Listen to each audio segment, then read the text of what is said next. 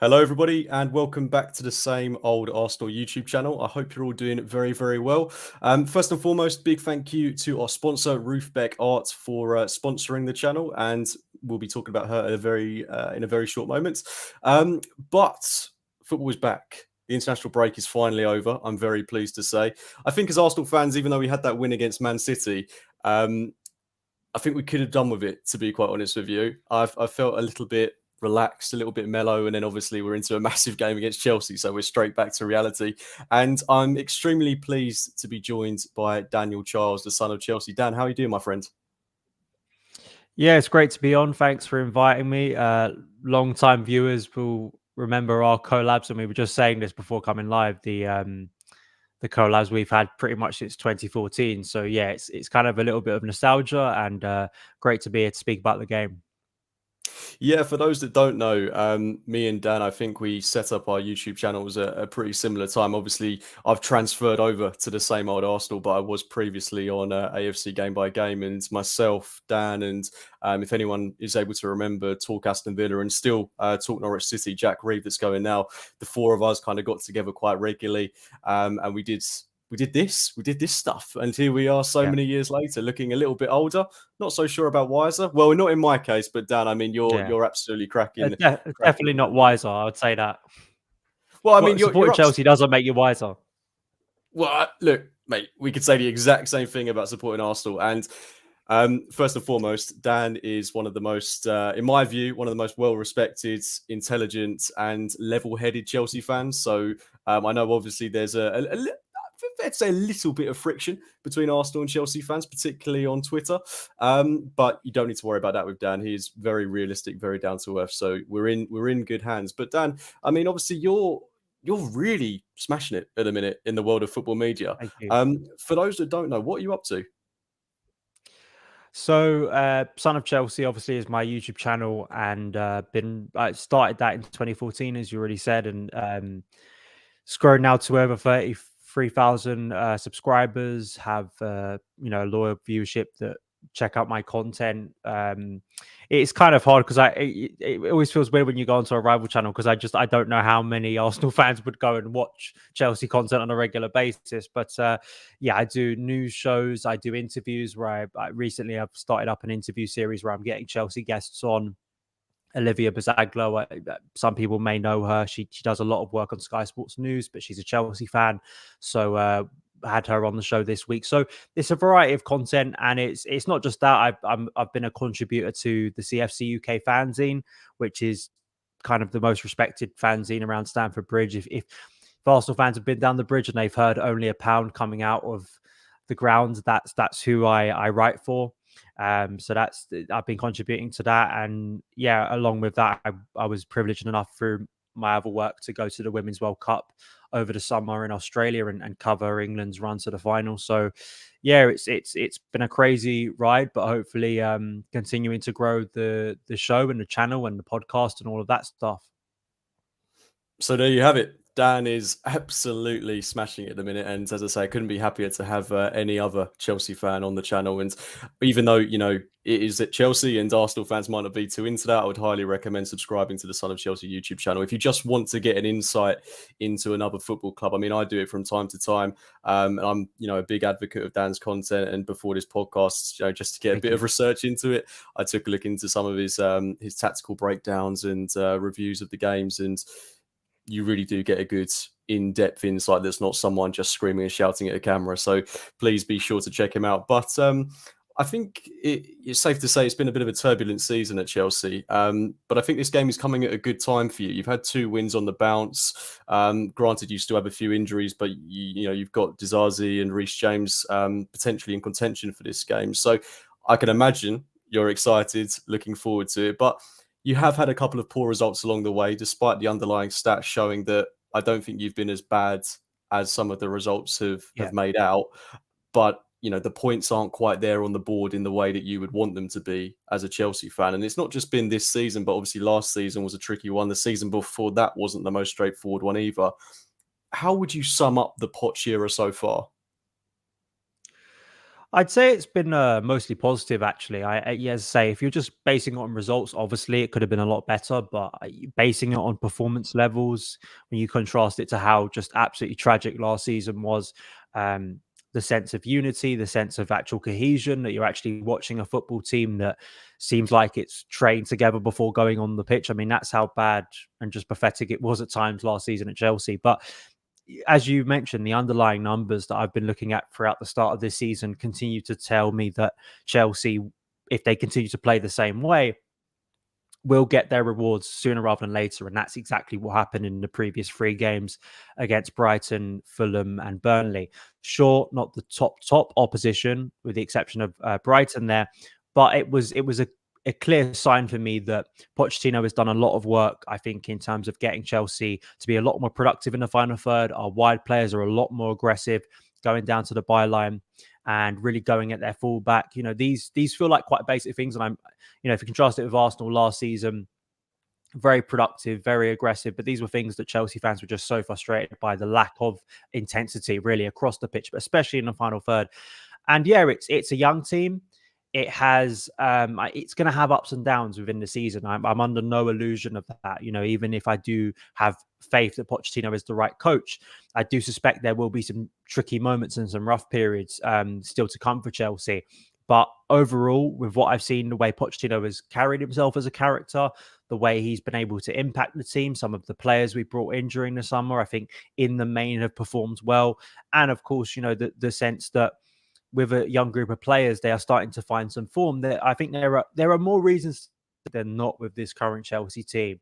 Obviously, with the caveat that there is a massive run of games coming up now that is going to really test the mentality, the quality, the structure of this Chelsea team. And of course, that starts on Saturday against Arsenal. Couldn't have put it better myself. I mean, you're almost making me be a bit of an advocate for Chelsea with the way you word things there. But obviously, we're not going to go quite that far. It's interesting you mentioned the point about the lack of intensity, the lack of just want and desire from a team. As an Arsenal fan, we can really relate to that, I think, because we have definitely suffered that in the past, particularly towards the latter past of the Arsene Wenger era. And I think it might go some way to say that the work ethic wasn't there, but it really did feel like that at times. And I think particularly in parts of the Arteta era, I don't think that's particularly been a huge question. But there have been periods where I remember, particularly when we had someone like Willian in the team, you did kind of feel like, okay, these players probably aren't working as hard as they wanted to. And it was just like getting a big cleanse out of the team. And I think you're kind of still in the process of doing that, or you've done it very dramatically, particularly this summer, where you basically ostracized a load of players that you'd only bought in the previous summer. The likes of Koulibaly, not that these are necessarily bad players, but they just didn't fit for the direction that you're going in. And now obviously you've created this whirlpool situation where you have so many players. And, I'm sure under someone like Pochettino, there is a very good chance that they will all click, but there's also that risk that they might not. But given that they're so young, if you can all get them, on the same mindset, the same wavelength, I think there's a really good opportunity for Chelsea to potentially have a good season. I mean, like we were talking about, the underlying stats are good. Defensively, I think you're a lot better than you were last season.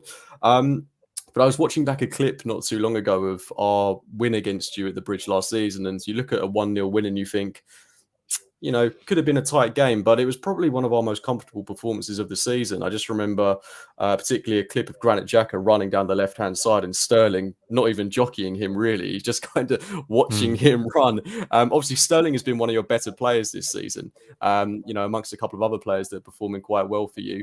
Would you say that now the work ethic is there alongside the actual tactical ability of the team? Yeah, absolutely. I think that was kind of quite obvious with Pochettino that it's one of his kind of key traits as a coach. If you've watched him throughout his career from Southampton to Spurs, he's bringing an intensity to his game, and I knew that was going to come out from this Chelsea team from the start of pre-season, and that's exactly what's happened. If you look at our passes per defensive action, which is kind of a key metric in being able to assess a team's ability to press, it's gone massively up in that state. Chelsea are one of the more intense teams off the ball. which is not surprising. And I think he's utilised that in the best way with certain players and profiles he's brought in. Obviously, Moises Caicedo and Conor Gallagher in central midfield. I think that's quite obvious. You've got a lot of legs. You've got a lot of mobility in that area. You've also got quite proactive defenders in the sense of, say, someone like Levi Colwill, who's actually been playing more as a left back, really exclusively as a left back so far this season. Axel Disasi, you've got proactive defenders too, and in the front you've got Raheem Sterling, who looks like a different player this season under Mauricio Pochettino. It's just been really good to see Mykhailo Mudryk too, Nicholas Jackson. There was a sense, I think, with you spoke about the upheaval and kind of the turnover of players. And there were some major concerns from Chelsea fans in terms of a lack of experience, but you contrast it. Like, it was one of the things I constantly said when results weren't that good at the start of this season, and everyone kept on going, why isn't there more experience within this Chelsea team? And I said, well, we had quite an experienced team last season, if you just look at the ages, and it didn't seem to go that well. And you could maybe contrast it with Arsenal, actually. You speak about that era just before this one, or just before it's kind of clicked together for Arteta last season. You had older players that didn't exactly translate into great results. And, I think that he's got the group and profile of players that's working for him. And it's not just a blend of the right players who are going to sort of instill that style of football, but also I think what just clearly been able to do. So from an intensity point of view, I think it's undeniable Chelsea look like a more just athletic, fit team. And again, we are, from where we were at the back end of last season, I mean, you are talking from a pretty low bar. Like it only basically Chelsea just being competent this season was an improvement on last. So it's not like a drastic improvement, but absolutely Chelsea look like a better team, a more intense team.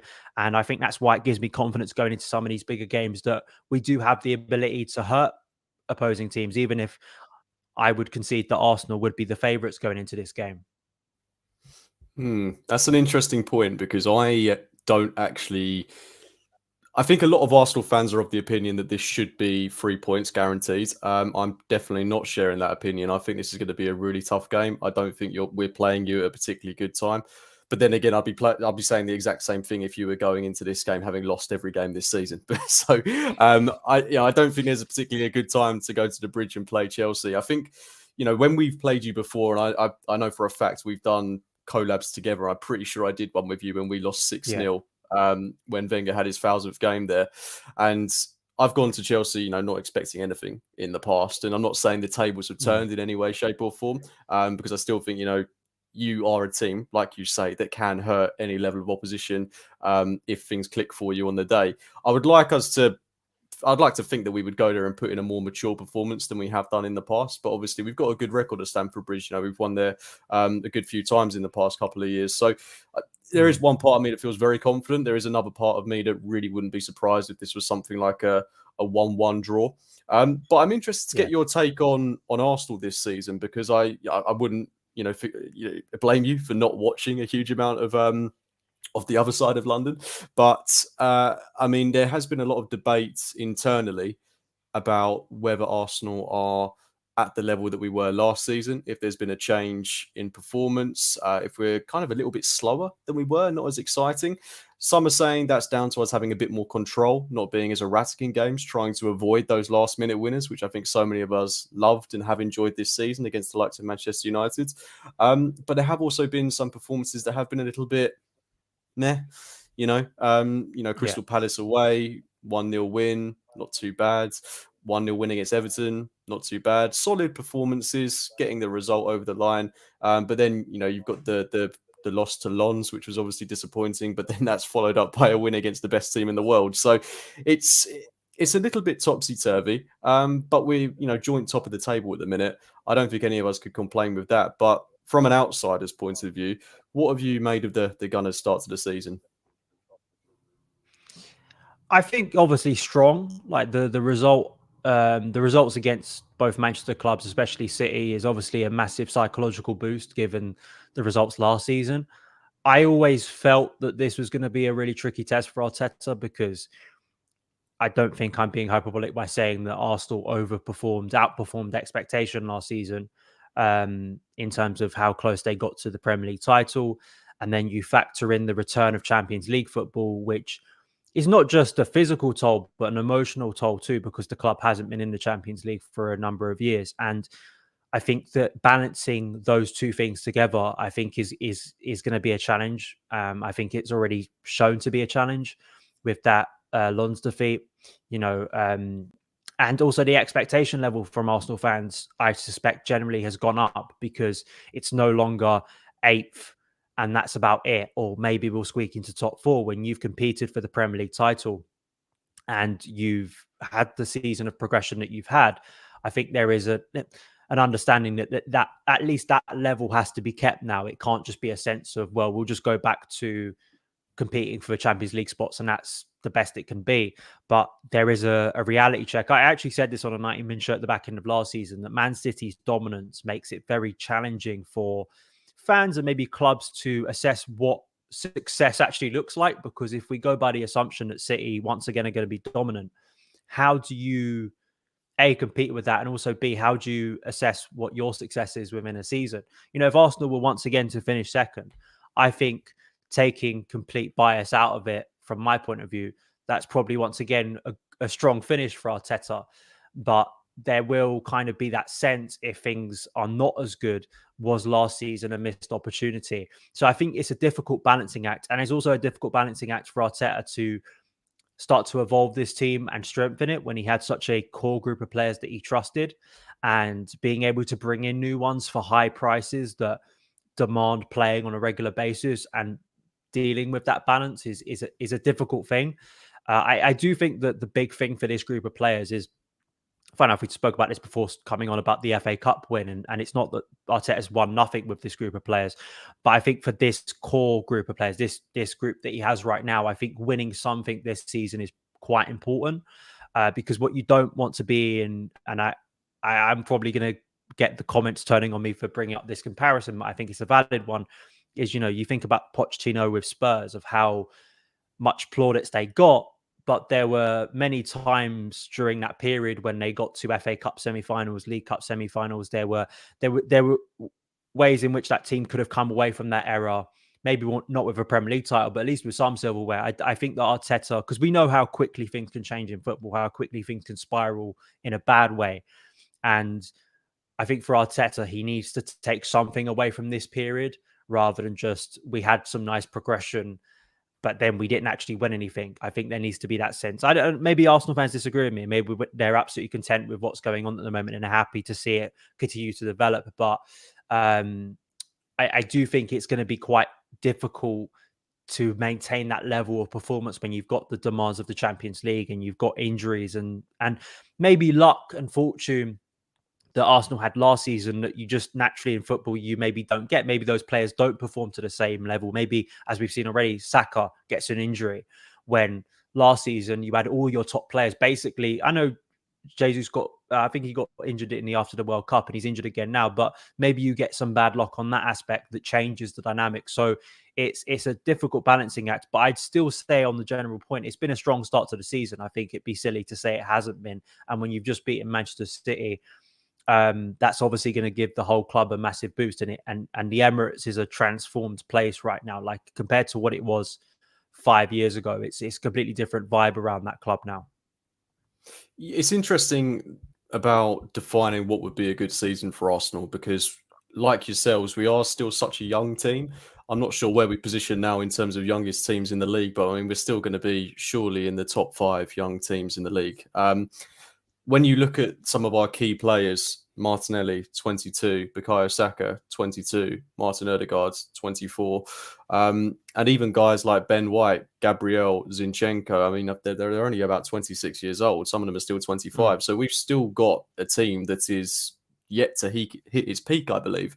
But I think the slight issue we've got is, I mean, it should have been a very slight issue, but it's actually been quite a detrimental one in my point of view, is that we took such an important player out in Granit Xhaka, who's obviously divided opinion massively at Arsenal. But for us last season, he was an absolute no-brainer in that left 8 role. He completely added another dynamic to his game, a dynamic that we probably should have seen in seasons gone by, and maybe we wouldn't have seen those, few and far between mistakes he made, because they were, a lot fewer than people make out. But replacing that role, I don't think has been as straightforward as a lot of us would have wanted it to have been. For me, it was quite obvious that when Declan Rice was coming in, he was the one to fill in for Granit Xhaka, but it's not really been Mm. quite as straightforward as that this season.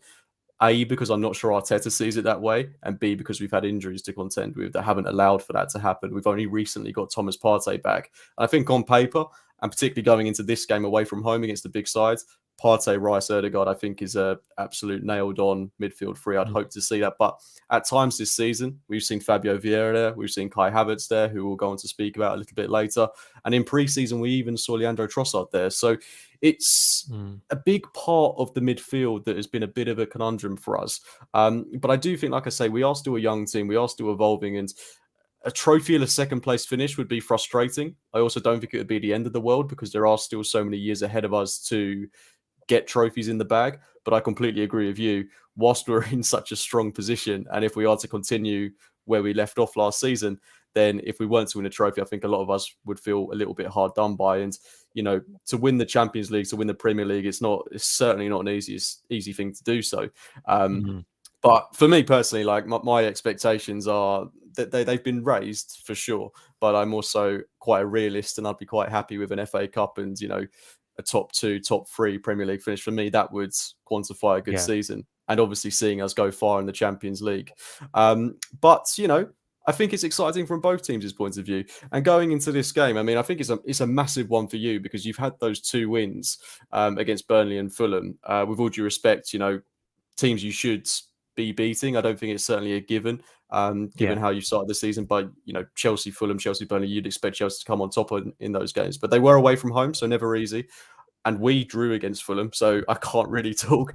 But I think for you, if you were to beat Arsenal, that would really kickstart your season. I don't want to talk about this in a sense of, that's a foregone conclusion, and that's something that could potentially happen. Because as an Arsenal fan, I want to go to the bridge feeling confident. But for you, if you were to win this game, do you think that could potentially be a catalyst for you to go on and, get a top 4 finish?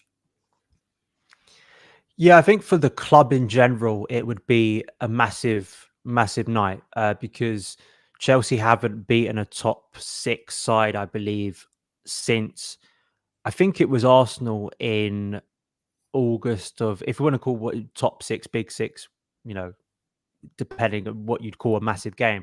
I think it was literally Arsenal in August of 21 when Lukaku scored. That's how long ago it was. At Stamford Bridge, it's been even longer. At least it feels that way in terms of a big Premier League win against a big Premier League rival. It's been a very long time. So for Chelsea to actually win one of these big games, we've come very close against Man United and Spurs last season, 2 games where there's just a deep sense of frustration. We conceded 2 equalizers in added time. So for Pochettino, he played Liverpool at the start of this season, and that was a really positive performance. Could have won there, which would have been a huge win. I think for Pochettino, obviously you can throw in the Pochettino Spurs angle, but from a Chelsea point of view, that's not kind of my big kind of concern. I think that for him, it would really feel like the start of his era at Chelsea, and it would feel like you couldn't kind of turn around after beating Arsenal and go, well, they're just Arsenal. I think most people would turn around and go, well, that's a really, really good performance. And it would give so much belief to this young group of players.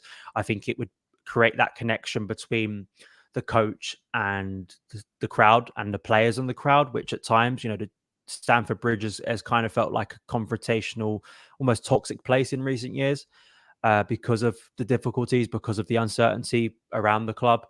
So it's a potentially massive night. It really is. I think if Chelsea were to get a positive result, it would feel like hopefully kick-starting something. And I think it's just about those moments within building and those big games, because that was the one big problem I think for, say, Graham Potter, was that he didn't have any of those big wins until Dortmund.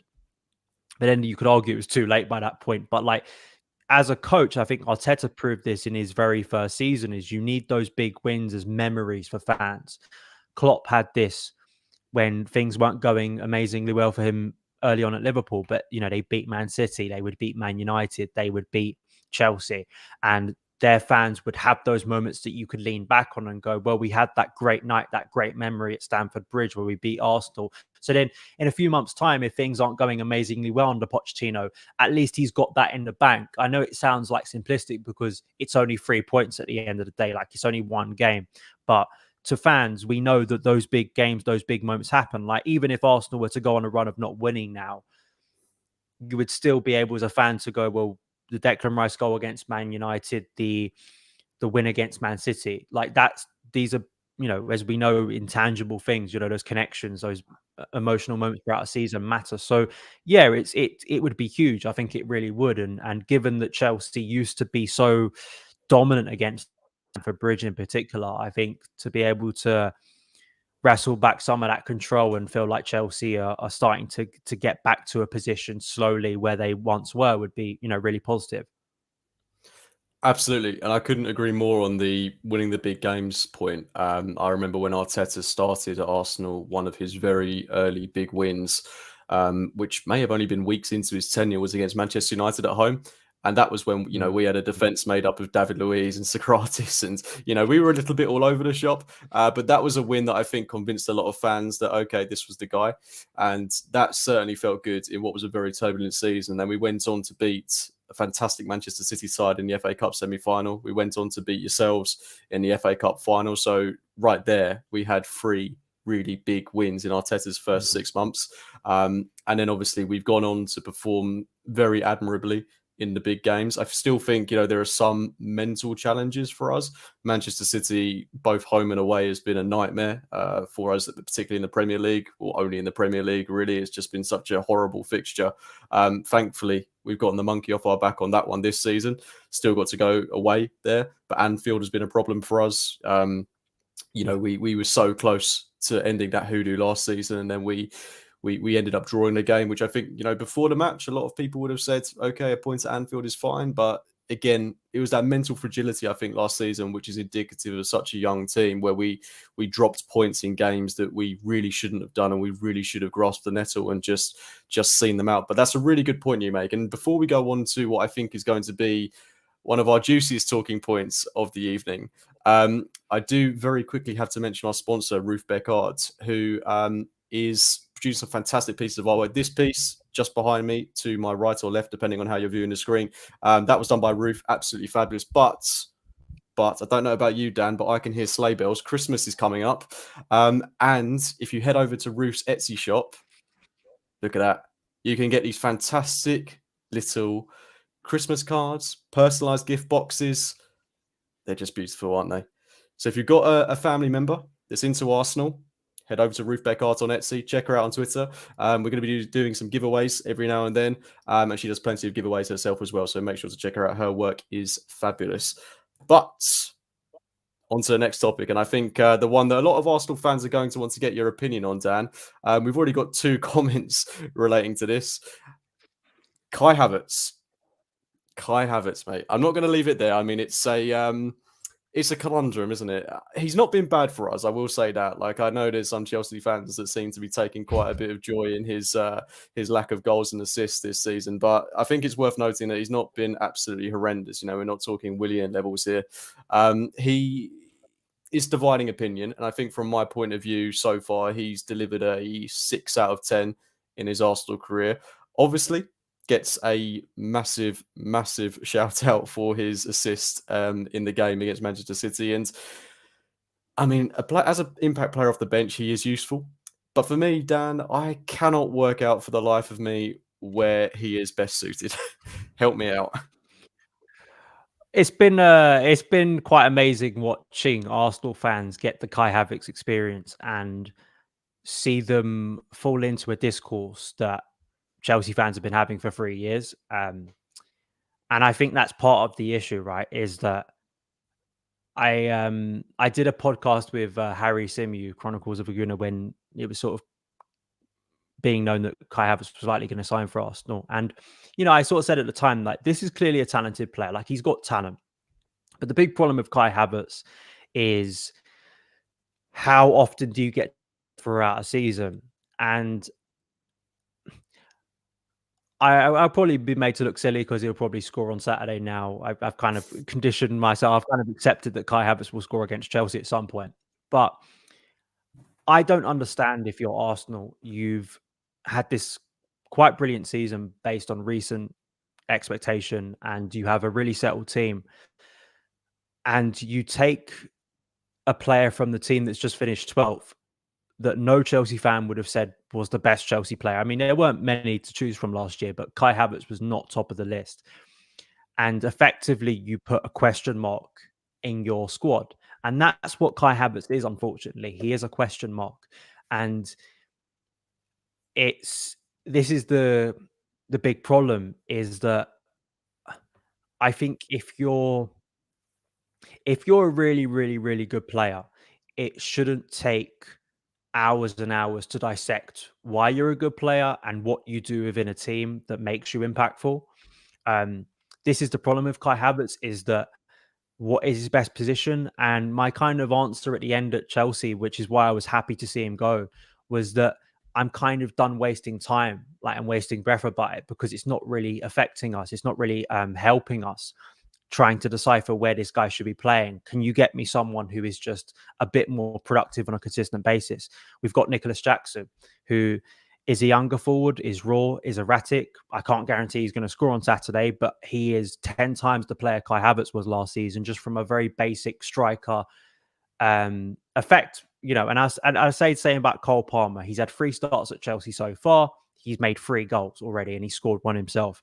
Just very basic impact in the final third that I can look at, decipher, praise. Kai Havertz, the fact that people are already going, well, what's his best position? I think that's part of the problem. You've just spent 65 million on a guy, and already you're asking, where does he play? And I think that's the issue with Kai Havertz. He isn't dominant and aggressive enough to play in central midfield, where he isn't going to be overrun at times. As a centre forward, sure, as you saw off the bench, he can at times play as a centre forward. But I'll tell you, over the course of a season, those performances again are few and far between, where he looks physically dominant. One week he'll look physically dominant and he'll play as the number 9, and you think, actually, this guy is our number 9. And then in the next week he'll be bullied out the game and he'll have barely any impact. So I personally think that it's not that surprising to me, and it's a bit of a shock to me that Kai Havertz didn't return to Germany, like a bit like Timo Werner did, because I just think that style of football suits his game.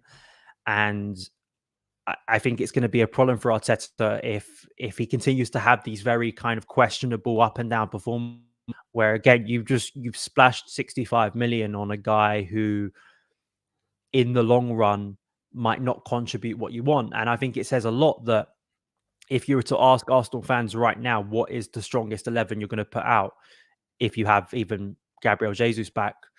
I mean, is Kai Havertz in that starting 11? I don't think he is. And again, it speaks to the lack of impact of this guy that I watched for 3 years. It wasn't, when people were trying to compare it to like the Kevin De Bruyne and Mohamed Salah situation, I was like, that's silly, because I got to watch Kai Havertz for 3 years, and he free for those 3 years as well. Like, it wasn't like this was a guy who we barely got to watch play football for Chelsea. I got a clear look at him. And yeah, that's kind of my assessment of Kai Havertz. Is I think he will have some good runs in the season, because I think there will be times when things click. And I actually think because Arsenal are of a higher level than Chelsea at the moment, it probably won't be as much of an issue, because you take out Kai Havertz, you bring in Martin Odegaard, you probably have a guy who's going to be more productive. You have Bukayo Saka, you have guys who will produce for you. So it's probably not going to be as problematic as it was for Chelsea. But still, I'm not entirely convinced it made a lot of sense. And could that money have been spent elsewhere on maybe not a high profile player as Havertz was, but actually someone who maybe in years to come could develop a little bit better, or just be a little bit more competent and be a little bit more productive? I question that probably Arsenal fans are rightly asking themselves at the moment, because they've seen the Kai Havertz project, and that's the problem. Why does it have to be a project? Why do you have to put so much energy in trying to unlock someone? I'm not a big fan of this idea that you have to bend over backwards for players. I think if a player is good enough, they should sort of justify their place in the team. Yeah, and those are all really, really good points that I think a lot of Arsenal fans are feeling quite frustrated about. I think from my point of view, and I could be totally wrong, but I feel like Arsenal saw an opportunity with Kai Havertz because I know when we signed him, it was in the build up to the end of that period when you had to raise a certain amount of money. And we kind of jumped at that opportunity, I feel. I'm not going to say without thinking about it because I think there's always been an admiration from maybe Arteta of Kai Havertz. I mean, we've seen what he's done in Germany. We've seen at times what he can do at Chelsea and the important moments he's had, scoring in the Champions League final, for example. But I'm not sure if there was a logical way to get him into the team. And I think what we saw from him in pre-season was positive. And I think what we've seen from him so far is not necessarily negative. It's just raising those question marks, like you say there. Is he a left eight? Is he a centre forward? And right now, we've seen him play in both of those positions. We've seen him more prominently play in that left eight role. But it's night and day for me between him and someone like Granit Xhaka, and in particular Declan Rice when he plays there. And that's why I'm saying going into this game, I want to see Rice, Partey, and Odegaard because even though some may say that's a little bit defensive, what Rice can offer from an attacking perspective, for me, is still somewhat better than what Kai Havertz can offer. So that for me is a really good midfield. And you mentioned about him getting into Arsenal's current starting 11. I don't think he does. I really don't think he does at the minute, but I think there's opportunities for him to play. But the problem there is you spent 65 million quid on a squad player, which, you know, if you're in a position to do so, that's great. And if he can come off the bench and he can affect games like he did against Manchester City, you know, we'll see a return on that investment. But given the money that's been put into him, you just can't really justify him sitting on the bench. And it'll be interesting to see if he does play this game on Saturday because Arteta could use that as a bit of a catalyst for him to prove that he does deserve to be in this starting 11. So, yeah, very interesting one on Kai Havertz. I'm excited to see how he develops. But no, I don't think he's someone that's going to get into our starting 11 anytime soon. But on the flip side, still 24, potential to develop maybe. I don't know. I don't know. I think it's like this kind of I can understand why coaches look at certain players, and there are examples throughout football. I think Joao Felix is probably in a similar category here of kind of like this savior complex that maybe coaches have, where they think I can be the one to either get him back to his best or be the one to unlock his talent. And I understand why there are parts of Kai Havertz's game that make him attractive, but I just, again, I think that over a longer period of time, does that become a detriment? And how long does it go before you actually look at the player and go, you're just not living up to standards? Like you're not living up to even the price bracket you're in. Like for me, I do think the market is broken, and yeah, Chelsea can be blamed for some of that. But I don't think, like, I found it quite funny at the time that people were trying to make out from the Arsenal side that 65 million was a great piece of business. Like 65 million, given what he'd produced at Chelsea and what we originally paid for him, was a pretty good deal from a Chelsea point of view. I really do think that's a good piece of deal. And, you know, Chelsea have been lambasted for their transfer dealings. I think that's one of the best pieces of business we've done in years. And that's not to say that Kai Havertz is a rubbish player. That's not to say that Kai Havertz won't have any good performances for Arsenal ever again. Like, obviously, that's a stupid point of view. I think he has talented. He's a talent, and he has some moments within games where he shows that talent. But I don't think he does it consistently enough. I think his physicality is a real problem. His lack of physicality in a league like the Premier League, I think, is a real issue too. I don't think he's intense enough. I think when there's too many times where he gets the ball and he slows play down rather than increases the tempo of an attack, which for a player like Kai Havertz, because he's not defensive, you kind of want when he gets the ball to increase the tempo of an attack rather than when he gets the ball to his feet, rather than slow it down to a grinding halt. Like that's not what you want from him. So how Arteta deals with him, I think, is going to be quite fascinating. But I'm not entirely shocked that, you know, I think it's a problem when you're looking at like sort of defensive aerial stats to kind of justify that he's had a good performance. And I sort of go, why did you buy him? And sort of hearing that, well, he wasn't bought to have any end product in a final third. And I'm like, really? Like, was that what Arsenal fans were excited about when they bought him, that he'd be good at sort of clearing corners? Like, that's not why Arsenal bought Kai Havertz. They bought him to score goals, and maybe he'll score a goal on Saturday. But that's just, I can't be dishonest about my criticism of Kai Havertz, because I watched him for a long period of time, and I was never entirely convinced he was that good.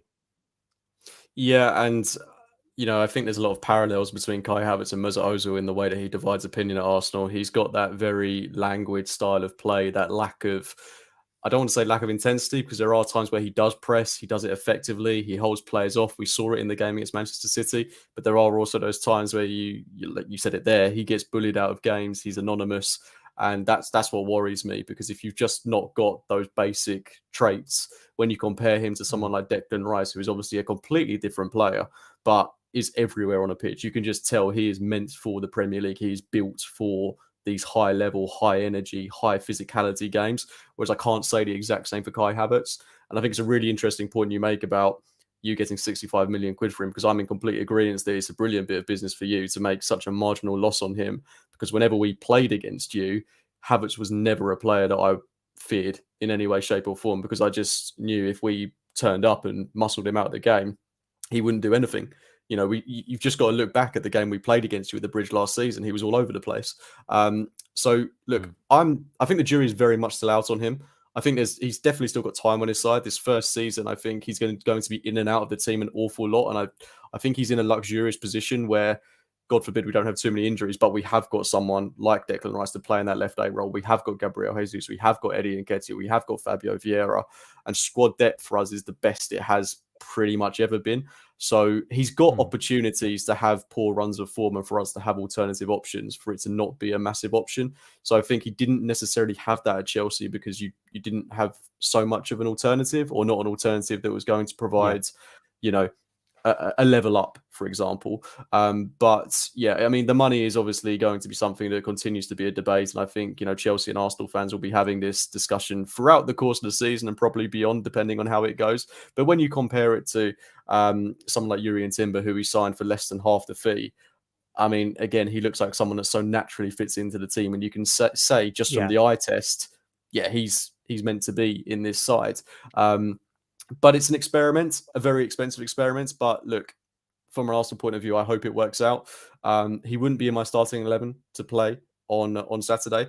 But, focusing in on the game, what 11 do you expect to see from Chelsea? Because you have got such a massive squad to choose from, despite having a few injuries. And where do you think you can hurt this Arsenal team? Well, currently we have 12 injuries at the last time I checked, which is the worst in the Premier League. I think Palace are closest with 11. So, yeah, Pochettino's had to deal with a lot of injuries. But in terms of, it's actually nice going into one of these games where I'm pretty confident what the team's going to be, and I'm pretty confident that it's going to be quite similar to what we've seen in recent weeks, because Poch has been able to, he's had a group of players, some of it's been forced on him because of injuries, but he quite clearly has a group that he trusts and will continue to play, especially in midfield. So Robert Sanchez, very likely starts in goal. He had a shaky start. He was getting some harsh criticism, but he's very quickly settled into life at Chelsea, and I think has had some good performances. Reece James is kind of a mystery at the moment in terms of whether he's fit or not fit to play. There was reports that he'd had a setback in his injury recovery, but now he's back in training and he's been posting stuff on social media that lends you sort of the belief that he's going to play on Saturday. So kind of hard to know. If he doesn't play, I think Malo Gusto comes back in, even though Marco Correa has done a competent job at right back, which I don't think many Chelsea fans could have predicted at the start of this season. That's one of the craziest things I've seen so far this season. Axel Disasi and Thiago Silva has kind of been the settled back two. I expect that on Saturday. Levi Colwell has been playing at left back. He'll stay there. Midfield three of Gallagher, Caicedo and Enzo Fernandez. That's been a really nice balanced midfield three that has good ability on the ball, good mobility. I think it's going to need the energy to try and counter Arsenal are going to bring. When you've got Declan Rice in as an opponent in central midfield, that's a big problem, and you need to try and counteract that. So I think that would be the midfield three. Cole Palmer, I think, stays in the team because he's been really impactful. I think Nicholas Jackson, coming off the back of 2 goals in 2 appearances, I think he stays in the team. The biggest question I think every Chelsea fan is having at the moment is on that left side, because I think both Mykhailo Mudryk and Raheem Sterling have valid reasons to start this game because of their recent performances. I think I like the idea of either of them, to be honest, because I think Mudryk he's more raw.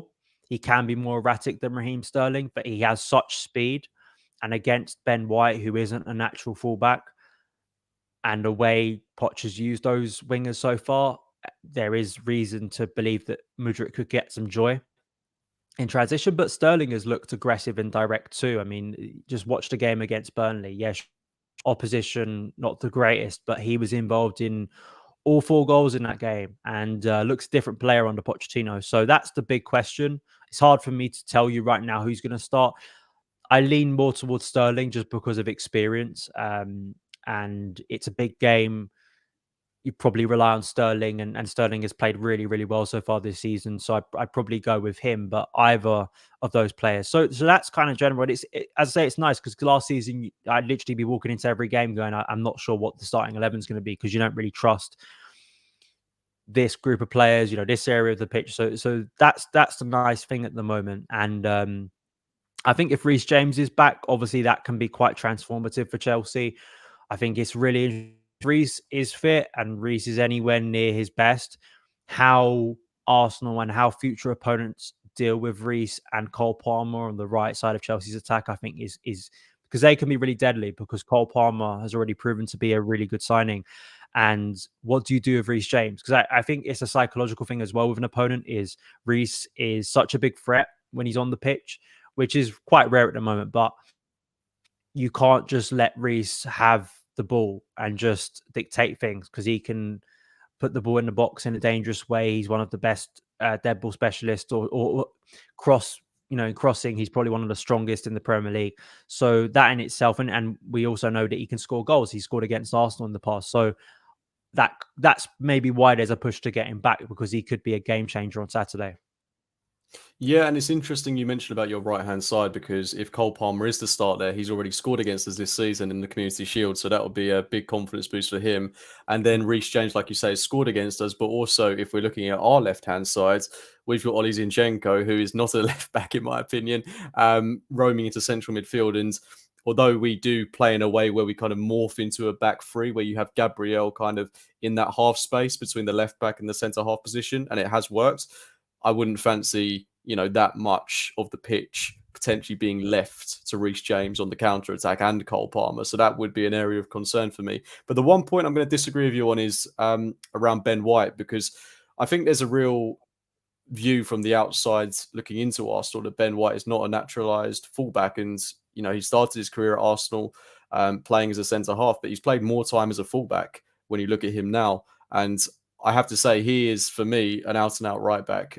From a defensive point of view, he's shut down some of the best wingers in the Premier League. I remember his first game at right-back last season away from home at Crystal Palace, and he just completely nullified Wilfried Zaha, amongst many other players that he's come up against. So that's not something that I ever have concerns with. Ben White, for me, is one of the most consistent players for Arsenal, always delivers a 7 out of 10 at the bare minimum. There was a very slight patch last season where for 2 or 3 games, he wasn't quite delivering. But apart from that, every time he's played for Arsenal, whether it be a centre-half, whether it be a right-back, he is Mr. Consistent. He's that guy that you can depend upon to always have a good game, to find the right pass, to put in the right tackle, just to be a safe pair of hands. And for me, he's one of the most underrated players in the Premier League, without a shadow of a doubt. Yeah, there's no doubt that Ben White, I think, has done a really, really good job there. And I'm not, when I say that side of the pitch, it's more to do with the fact that I look at where Chelsea have been threatening so far this season, especially in recent games, and I know that it's more creating from the right from a Chelsea point of view and finishing from the left, and it's also down that right side. I mean, the fitness of Bukayo Saka is obviously a big question mark, I think, ahead of this game, and one of the things that clearly helps Ben White and would help any team is if you've got Saka on the pitch and the opposing team has to think about defending against Saka a lot of the time. If Saka isn't on the pitch and you're able to get down that flank a lot more, then he has more to worry about. And that's not me saying that he's got lucky or anything, or his defensive quality shouldn't be spoke about seriously. Obviously, to transition from a centre back to a fullback, and we know how much fullbacks have evolved over the past decade in the Premier League. It's great credit to him that he's found that position and he's made that position his own. and he's clearly done well to keep in that position. But it's more the sense for me of looking at Mudryk, looking at the form he has at the moment, that raw ability to maybe do something a little bit erratic and maybe unpredictable, and that sometimes is hard to defend. His speed is hard to defend against, and Raheem Sterling. I mean, I don't think I'm being silly here by saying he's been one of the best, just generally attackers in the Premier League over the last 10 years. And when he's on his game, I think he is difficult to stop too. So it's a massive challenge for Chelsea's attackers to get round a player like Ben White. But I would say right or left, I'd more look at the left of where I think Chelsea could get some joy. Yeah, I mean, it's definitely an interesting point, one that I can see your point of view on, because Ben White is not necessarily blessed with pace. I think what is so good about his game is positional awareness, and he is just an extremely intelligent footballer and person, which I think benefits him massively. But also, he's got that chemistry with pretty much everyone on that right-hand side, whether it be William Saliba, Bukayo Saka, Martin Odegaard, even Declan Rice, or Thomas Partey, depending on who's playing in that sixth position. And I mean, I could talk about him all day, but it's a completely separate debate that he should be in the England team.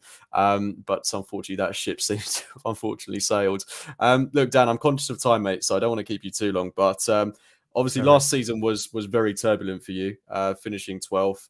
I think there are lots of positives to extract from your start to the season this campaign. I'm curious from your point of view. I mean, goes without saying, top 4 finish is what you'll be aiming for. But what would quantify a good season? Because from my point of view, looking at Chelsea, if you were to get, say, top 6, and have a decent cup run, for example, I think that would be a realistic and a good season for you. Not to sound like I'm putting you down or anything. No, I agree. I think that top 5, top 6, not every Chelsea fan will be like that. But yeah, I would say, I think for me, like I'm looking at it, and this is something I've been demanding from Chelsea for several years now, is just a team that I look at and is from a attacking point of view is being productive. I can look at a number of attackers that are adding value, and the money we've paid for them and the time we've put into them is actually bringing us some product, and I think that's a very important thing. You've got a cohesive team that you can actually identify, and you can be trusting that it's going in a positive direction. And the ownership, because they put so much into the future of young players, there's got to be an appreciation that with that you've got to give some time. You can't expect that team is going to be overnight, snap your fingers, and they're going to be winning the Premier League title. I'd say I still think 5th. I really do. I think that it's a long season. It's a long season, and if I'm just basing it on what I've seen so far this season from performance and numbers, I see a creative team, and I think that Chelsea and Man United have been contrasted and compared in recent times. And, even though Man United, I think, is still a point ahead of us, I'd much rather be in Chelsea's position, because I think structurally Man United have so many problems within their team that I think are just hard to get around. I think there is some serious problems within that club currently for Erik ten Hag.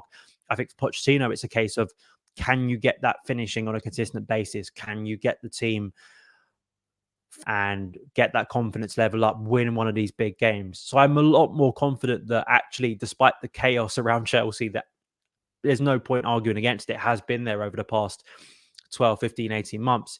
I do think there is an element of maybe calm a lot more with him and positivity. And I do think this team can do a lot more positive things. And I think, targeting Cup, I think, is a realistic ambition for Chelsea this season. There'll be some nice irony, because Pochettino once lost a Carabao Cup final to Jose Mourinho's Chelsea. So it'd be nice for him to win a League Cup. And obviously that'd be just some nice bragging rights and way to kick the boot in against Spurs, which we all love. So I'm cautiously, optimistic that I think it'll be a fun season for Chelsea fans, even if it's not going to be like outstanding. I think there will be some tough runs for him once again. Yeah, I mean, we've spoken about it already, but there are a lot of parallels between where you are now and where Arsenal have been in seasons gone by. I think, you've got to expect that there could be some really exciting performances that don't necessarily get the results. And there could also be some really drab performances where it really doesn't go Mm. as well as you would like it to, and you could start questioning things again. Because the season before last, there were still people going for Arteta when we finished fifth and didn't get a top four finish. So it is a turbulent ride, but I think you mentioned the distinction between Manchester United. Um, if I was a Chelsea fan, I would feel a lot more content with what you've got to work with, because you have spent a hell of a lot of money. There's no getting around that fact, as have Manchester United, but they've spent it in the wrong way, in my opinion. Bringing in someone like Casemiro, who we're now seeing his quite rapid decline compared to, you spending 100 million on someone like 21-year-old Caicedo. There's obviously a lot more opportunity for growth in that department. So I Yeah. think, you have got a lot to look forward to. And look, Man United will continue to spend money. They will spend 100 million on probably another 21-year-old at some point. But I think, for the here and now, I definitely think you're in a much better position than them. And I think, one thing we can both agree is that we certainly can't stand Manchester United. But before I let you go, mate, go easy on us. But what is your score prediction going into the game on Saturday? I'm going to go for 1-1. I think that I can see Chelsea having some really good periods within the game. I think that maybe we score first. I think that there will be a sense of optimism around Stamford Bridge, which is nice. And, I think for Arsenal, there clearly is quality there. I wouldn't be surprised if Kai Havertz is the player who scores. But quite clearly enough quality to get back into the game. And, mentality wise, it's obviously it's an overused term, but, this is a very different team to the one that used to come to the Bridge under Arsene Wenger, who would get rolled over so easily. And it would feel like they were beaten before the game had even started. And that's obviously not the case anymore. I do think, it's a sort of game that, Chelsea have done well actually in recent weeks. I've watched them against obviously Fulham and Burnley. And in the second half, when we've sort of been ahead in the game, we've been a little bit more content to sit a little bit deeper and actually then try and hit opponents on the counter. And because I suspect that Arsenal, I mean, it's interesting. I don't know from your point of view, because Arsenal did alter their strategy against Man City, but there's part of me that thinks it's Man City, and sometimes you are forced to change your strategy against Man City because they have so much of the ball.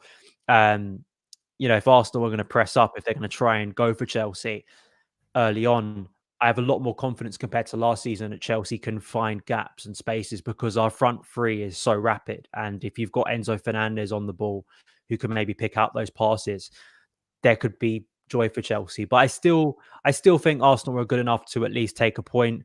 And I think it will be maybe a chaotic game. I don't think that coming away with a point in the current times is a good result. We'll see. I'd rather come back from 1-0 down than get pulled back 1-1 and it feels a little bit despondent. I think Chelsea fans would then maybe look at the game in a little bit more positive. But I still think it's, I hate to I'd love to sit here and go, 4-0 Chelsea, but obviously that's just, that's my fantasy prediction. Obviously, that's my dream prediction that Chelsea go out there and absolutely storm Arsenal, but I can't see it.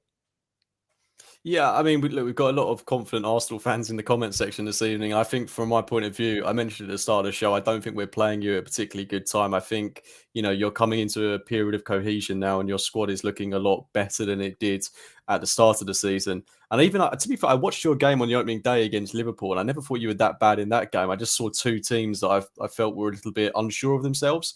And I think, you've become a bit more sure of yourself as the season has gone on. So I do think this will be a tough game. Don't think it's a foregone conclusion.